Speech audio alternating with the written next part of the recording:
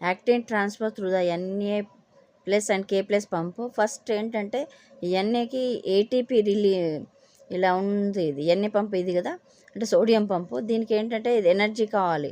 ఇక్కడ నుండి లో కాన్సన్ట్రేషన్ నుండి హై కాన్సన్ట్రేషన్ బయటికి వెళ్ళాలన్నా ఏమవుతుందంటే ఇక్కడ ఎనర్జీ కావాలి. ఎనర్జీ ఎక్కడ నుండి వస్తుంది? జనరల్గా సెల్కి ఏటీపీ నుండి. ఏటీపీ ఏం చేస్తుందంటే అందులో ఉన్న ఒక ఏటీపీ కదా, ట్రైపాస్పేట్ కదా, ఒక పాస్పేట్ దీనికి అటాచ్ అవుతుంది. అటాచ్ అవ్వడం వల్ల దాని స్ట్రక్చర్ చేంజ్ అవ్వడం వల్ల ఏమవుతుందంటే ఈ ఎన్ఏ అన్నీ కూడా బయటికి వెళ్దామని ట్రై చేస్తాయి. తర్వాత ఏమైతే దీని స్ట్రక్చర్ అంతా చేంజ్ అవ్వడం వల్ల ఇవన్నీ ఎన్ఏ అన్నీ బయటికి వెళ్ళిపోతాయి. తర్వాత ఏమవుతుందంటే కే ప్లస్ ఏమవుతుంది, లోనికి ఎంటర్ అవుతుంది అనమాట.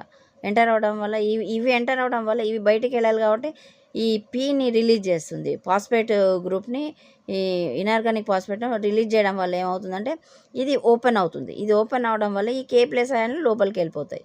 అంటే ఎన్ఏ ప్లస్ అయాన్లు బయటికి పోతాయి, కే ప్లస్ అయాన్లు లోపలికి వెళ్ళిపోతాయి. ఈ కే ప్లస్ అయాన్లు లోపలికి వెళ్ళిపోవడం, ఈ ఫాస్ఫేట్ రిలీజ్ కావడం వల్ల కే ప్లస్ మళ్ళీ లోపలికి వెళ్ళిపోతాయి. ఇవన్నీ కూడా అంటే ఇవన్నీ బయటకు వస్తాయి, సోడియం అయాన్స్ బయటకు వచ్చేస్తాయి, కే ప్లస్ లోపలికి వెళ్ళిపోతాయి. దానివల్ల ఏంటంటే ఇది ఫ్రీ అవుతుంది. ఇది ఫ్రీ అవడం వల్ల ఏమవుతుంది, మళ్ళీ ఈ కే ప్లస్ అయాన్స్ అన్నీ కూడా ఇక్కడ నుండి ఈ కే ప్లస్ అయాన్స్ అన్నీ కూడా దీని నుండి రిలీజ్ అవ్వడం వల్ల మళ్ళీ యాజ్ ఇట్ ఈస్గా మళ్ళీ యాక్టివ్ సైడ్ దగ్గర వచ్చేసాయి.